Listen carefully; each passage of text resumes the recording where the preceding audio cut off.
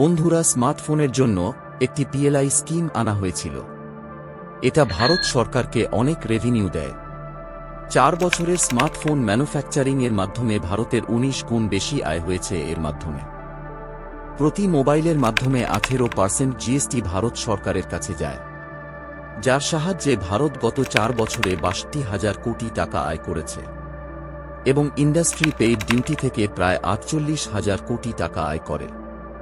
এই মোবাইলগুলি বিদেশে এক্সপোর্ট করা হয়। এই স্কিমের সাহায্যে গত 4 বছরে প্রায় 3 লক্ষ কোটি টাকার মোবাইল রপ্তানি করা হয়েছে। ভারত বর্তমানে যে মোবাইল এক্সপোর্ট করে তা সবচেয়ে বেশি আমেরিকায় করা হয়।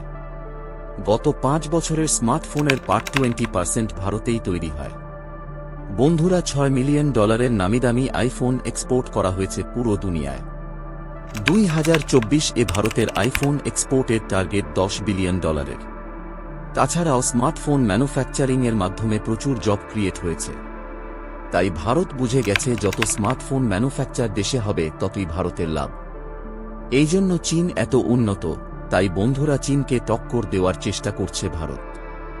আশা করা যায় আগামী কয়েক বছরে তা সম্ভব হবে। এ বিষয়ে আপনার কি মতামত অবশ্যই কমেন্ট করে জানান।